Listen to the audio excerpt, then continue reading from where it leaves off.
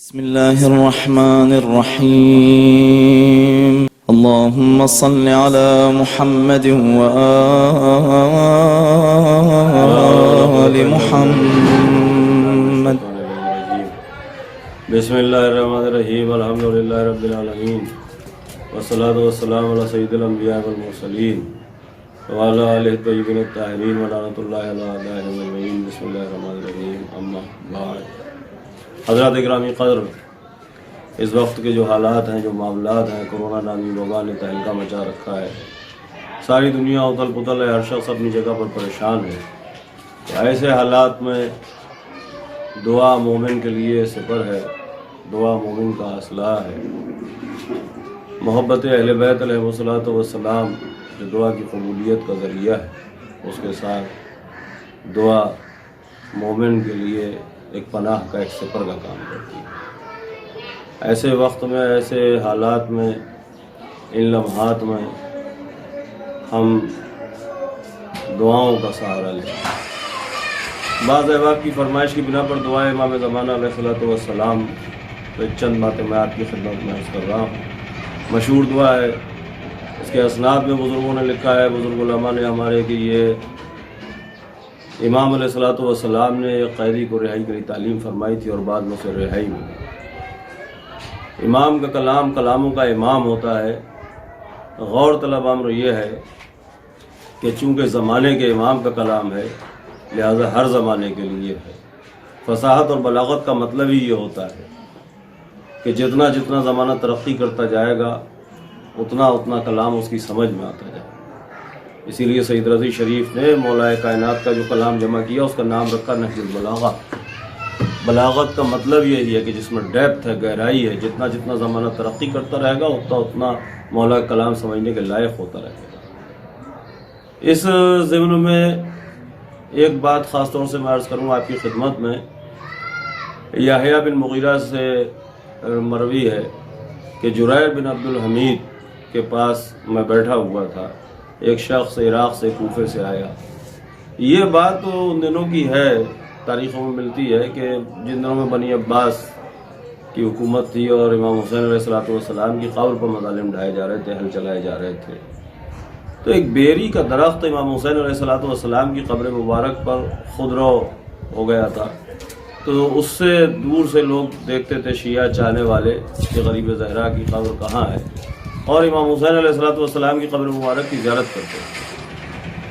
وہ بنی عباس کے حاکم نے اس درخت کو کٹوایا۔ تو یحییٰ بن مغیرہ کہتا ہے کہ میں جریر کے پاس بیٹھا تھا، ایک شخص آیا تو اس نے پوچھا کہ عراق کے کیا حالات، وہاں کربلا کے کیا حالات ہیں؟ تو اس نے کہا کہ ظلم ہو رہا ہے اور وہ بیری کا درخت کاٹ دیا گیا، جس سے لوگ پہچان لیتے تھے امام حسین علیہ السلام کی قبر مبارک کے نشان۔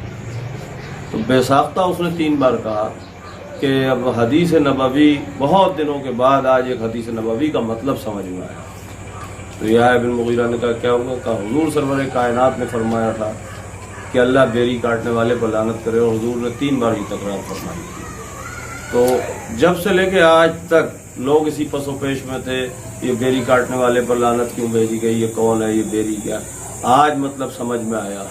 تو بہت سی چیزیں ایسی ہیں کلام ائمہ علیہ السلام سے، کلام الہی سے، اور کلام معصوم اور کلام الہی کا خاصہ یہی ہے کہ جو ہر زمانے پہ منطبق ہو۔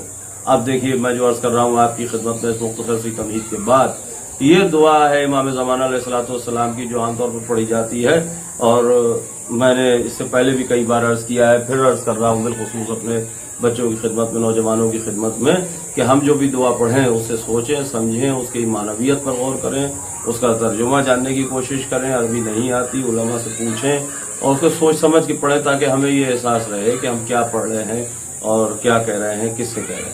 اب دیکھیے اس وقت کے جو حالات ہیں، کرونا نے جو حالات بنائے ہیں، اس وبائی بیماری نے، لوگ اپنے اپنے گھروں میں قید ہیں، زندگی دشوار ہوئی ہے، معاملات بگڑے ہوئے ہیں، کاروبار ختم ہے، ساری امیدیں قطع ہو رہی ہیں، حالات بگڑے ہوئے ہیں، ایک دوسرے سے مل نہیں پا رہے ہیں، ایک جگہ دوسری جگہ جا نہیں سک رہے ہیں۔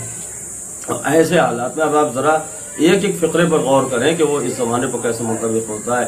بسم اللہ الرحمن الرحیم، الہی عظم البلا، بار الہ بلا عظیم ہو گئی ہے، عظم البلا، بلا عظیم ہو گئی ہے، یعنی عظیم کہ جس پوری دنیا کو یہ بلا جو ہے وہ اپنے اندر سمیٹے ہوئے ہے. وَبَرِحَ الْخَفَا، اور بیچارگی ظاہر ہو گئی ہے. برِحَ الْخَفَا اس کا لغت میں مطلب ہوتا ہے ظاہر ہو جانا، بیچارگی ظاہر، یعنی ہماری اوقات ہماری حیثیت جی ہم سمجھ رہے تھے کیا پروٹوکال تھا، یہ تھا وہ تھا، ہوائی جہاز سے اڑ رہے تھے، یہاں جا رہے تھے وہاں، کیا سب ظاہر ہو گیا کہ ہم کیا ہیں، مطلب کچھ نہیں کر پا رہے. وَبَرِحَ الْخَفَا وَانْكَشَفَ الْغِطَاءُ، اور پردہ ہٹ گیا ہے.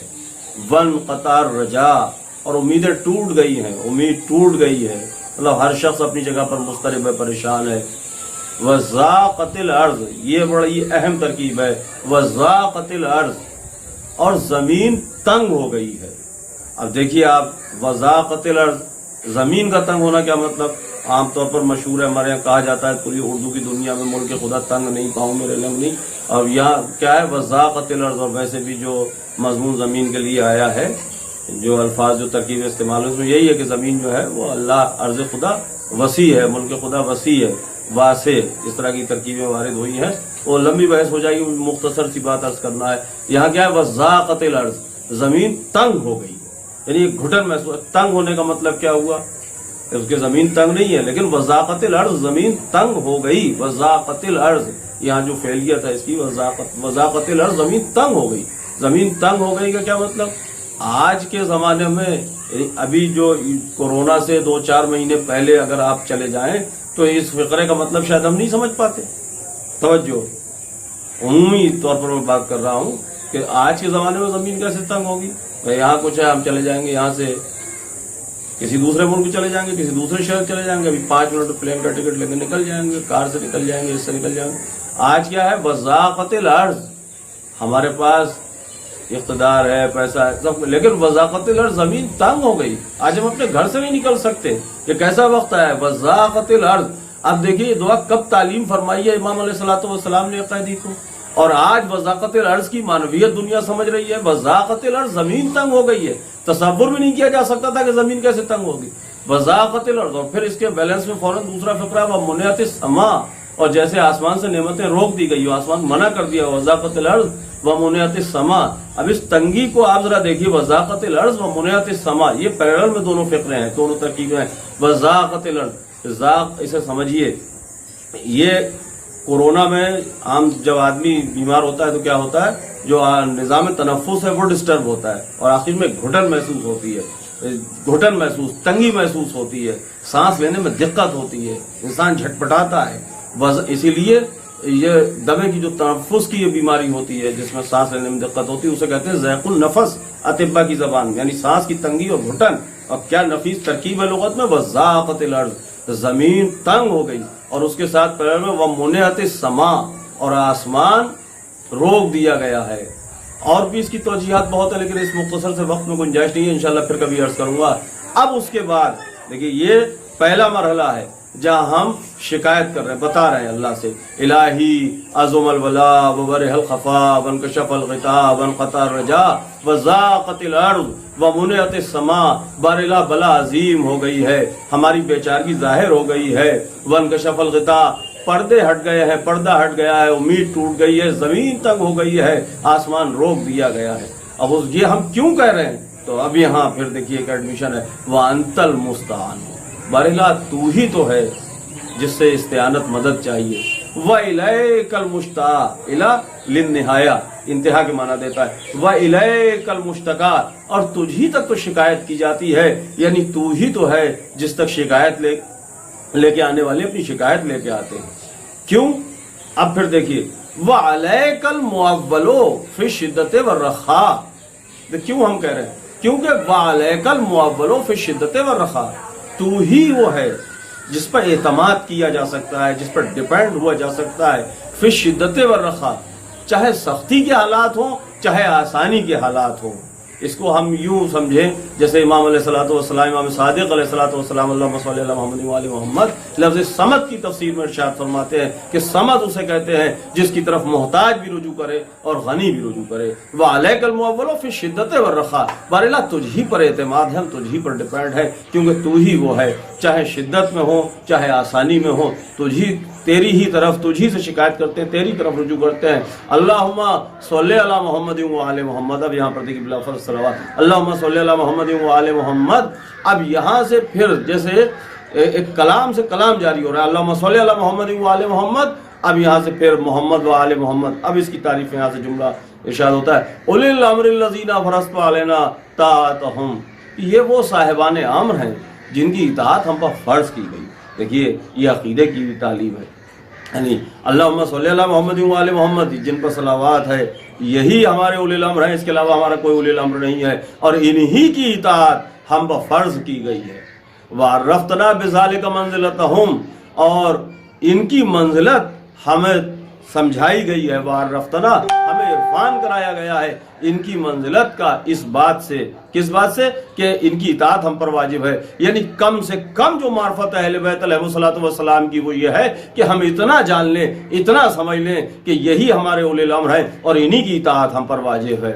اس کے بعد ہے ففرجنا، بار الہ ہمیں فرج عطا فرما، بحقہم، انہی کے حق سے، فرجن عاجلن، کیسی فرج؟ عاجلن عجلت کے ساتھ، عاجلن قریباً بہت قریب، جلدی، کیسے؟ کلم ہل بصر، پلک جھپکتے ہی، دیکھیے یہ ولایت تکوینی کی طرف اشارہ ہے، پلک جھپکتے ہی، بالکل، او ہوا اقرب، یا اس سے بھی زیادہ قریب، یا اس سے بھی زیادہ جلدی، یا محمد یا علی، اے محمد اور اے علی، یا علی و یا محمد، اور یا علی اور یا محمد، ایک فیانی فإنکما کافیان، آپ کفایت کیجئے ہمارے لیے، ایک فیانی فإنکما، کیونکہ آپ ہی ہمارے لیے کافی ہے، کفایت کرنے والے ہیں، وانصرانی فإنکما ناصران، اور آپ ہماری مدد کریں، بس آپ ہی ہماری مدد کرنے والے ہیں، یا مولانا یا صاحب الزمان، اے ہمارے مولا و آقا، اے اس زمانے کے حاکم، اے امام زمانہ،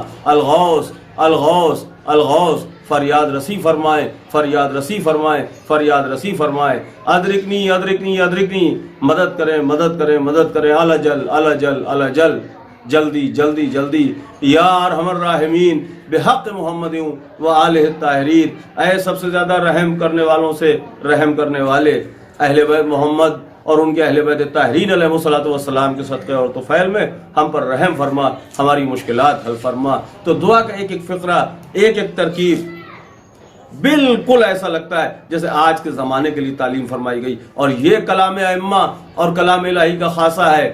آج ہم اپنے زمانے میں سمجھ رہے ہیں، آنے والے زمانے میں، ہر زمانے میں، ہر دور میں، چونکہ امام زمانہ کا کلام ہے، لہٰذا ہر زمانے پر حاوی اور مسلط اور مسلم ہے، جس زمانے میں بھی اسے پڑھا جائے گا اس زمانے کے حالات پر منطبق ہوگا۔ لہٰذا آئیے اسی کے ساتھ دعا کریں کہ بار الہ ان بلاؤں سے ہمیں نجات دے اور ہمارے سرکار کے ظہور میں تعجیل فرمائے، ہمیں ان کے غلاموں اور خادموں میں شمار فرمائے۔ وآخر دعوانا